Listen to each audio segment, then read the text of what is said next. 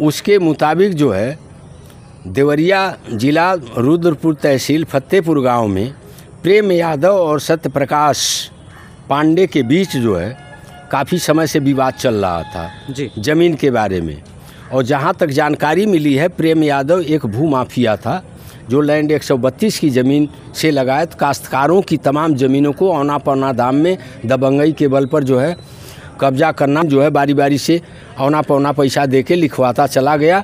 उसी का विवाद चल रहा था, जिसके बावजूद जो है ये सत्य प्रकाश पांडे का परिवार 2020 से लगायत अब तक अपने जान माल और परिवार के सुरक्षा के बारे में तमाम कार्रवाई किया, लेकिन पुलिस प्रशासन राजस्व विभाग जो है उस पर ज़रा भी ध्यान नहीं दिया और लैंड 132 की ज़मीन का खोज और गलत तरीके से उसके द्वारा की अर्जित की जा रही संपत्ति की कोई जांच नहीं की गई। उसका परिणाम है कि इतना बड़ा जो है ये जघन्य हत्याकांड का व्यवस्था वहाँ हो गई है जी। और घटना के बारे में जहाँ तक हमको जानकारी मिली है कि सत्य प्रकाश पांडे के घर जो है प्रेम यादव गया जी।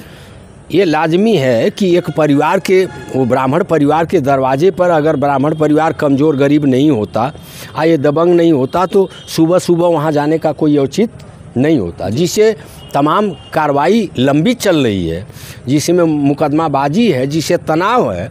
अगर कोई दबंग नहीं रहेगा तो किसी के दरवाजे जाएगा नहीं जी। और ये दबंगई से दरवाजे गए। जहाँ तक न्यूज़ के माध्यम से जो मिला है समाचार, ये जानकारी प्राप्त हुई है हमको, जो जानकारी है उसके मुताबिक मैं बता रहा हूँ, मौका तो देखा नहीं हूँ। प्रेम यादव जाके धमकाना शुरू किया सत्य प्रकाश पांडे को कि फला ज़मीन पर तुम पैर मत रखना, नहीं पैर कटवा लेंगे। तब तक ब्राह्मण जो है टाइट आवाज़ में बोला कि हिम्मत हो तो आ जाना, मैं अभी चलता हूँ। इसी में तू मैं हुआ और प्रेम यादव जो है सत्य प्रकाश यादव को मारना शुरू किया। सत्य प्रकाश पांडे जो है चिल्लाना शुरू किए। उनका आवाज़ सुन के गाँवपुर के लोग तो बाद में आए, उनकी पत्नी और उनकी लड़की भीतर से आई, उनको भी प्रेम यादव मारना शुरू किया। वो पुनः जान बचाने के लिए घर में भगी और ये दराती पा गई सब। उसको लेके अपने सुरक्षा में आई बाहर, हड़काना शुरू किया कि भाग जाओ नहीं तो ये कर देंगे, भाग जाओ नहीं तो ये कर देंगे। लेकिन माँ बेटी को भी ये कहीं का नहीं छोड़ा, जो भी इसके पास चारा बना वो सब कुछ किया और आक्रोशित होकर उन सब ने दराती का प्रयोग किया।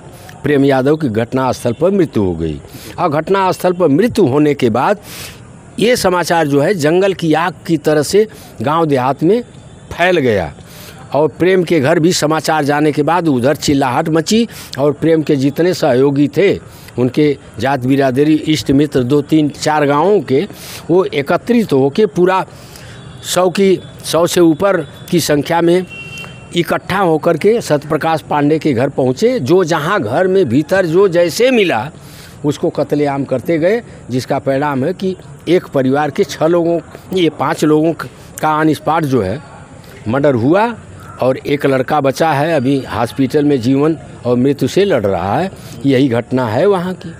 सुनने में आया है कि कम से कम 70 से ज़्यादा लोगों के ऊपर FIR किया गया है। वो ऐसा है, संख्या तो 100-150 की थी जी, लेकिन पुलिस 70, 77 या 80 लोगों को अपने टारगेट में रखा है, जानकारी में रखा है, लिस्ट बनाया है जी। गिरफ्तारी हो रही है। गिरफ्तारी का मतलब नहीं है कि सबको जेल भेज देंगे, गिरफ्तारी में कुछ निर्दोष भी होंगे।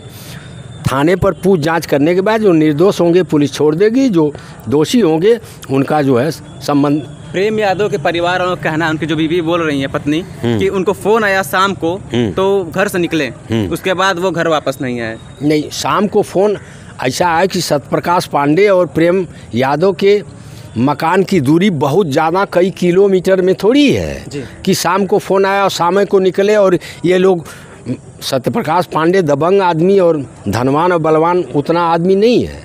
पहले का खेती बाड़ी है लेकिन माली हालत ठीक नहीं है। ये तो कहना टोटल गलत है कि शाम को बुलाया गया और शाम को निकले और सुबह आपको जानकारी मिली जी। जिससे हमारा मुकदमा है, वो आदमी जिससे हमारा तनाव चल रहा है, वो हमको रात में बुला देता है। मैं उसके घर भोजन करके सोया रहूँगा। सुबह 2 अक्टूबर को जो है साइज सुदेवस पूछ के कोई मर्डर करेगा जी। और स्वाभाविक घटना। परिवार वाले गलत बोल रहे हैं, प्रेम टोटल गलत बोल रहे हैं। टोटल इसमें गलत कौन है सर? गलत प्रेम यादव के परिवार को ही ये कानून भी कर रहा है, समाज भी। तो दोनों साइड में एक तरफ 6 लोगों की मृत्यु होती है, हत्या होती है, और एक तरफ प्रेम यादव जी की हत्या होती है। तो इसमें दोषी कौन है? दोषी प्रेम यादव है, सबसे बड़ा दोषी। किस वजह से लगता है कि प्रेम यादव ही दोषी हो सकता है? हमको इस वजह से लगता है कि किसी जिससे हमारा तनाव है, जिससे मुकदमाबाजी है, जिससे हमारा बीच का कोई तनाव है, तो उसके दरवाजे पर हम सुबह कैसे चढ़ के गए भाई? हम दबंग नहीं होते। ये दबंगई तो ये क्लियर कट में दिखाई दे रही है, परिलक्षित हो रही है। ये दबंग नहीं होता तो ब्राह्मण परिवार के दरवाजे पर सुबह जाता क्यों भाई? जी। वो जाने का मतलब है कि ये घटना जो है आगे बढ़ती गई और मर्डर का क्रम बढ़ता गया, 6 मर्डर हो गया। प्रशासन और अदालत इस फैसले पर क्या सजा लगा सकती है, क्या न्याय मिल सकता है? अब देखिए, वो न्यायालय का काम है और न्याय का काम है और कानून का काम है। वहाँ शासन प्रशासन लपटा है जी।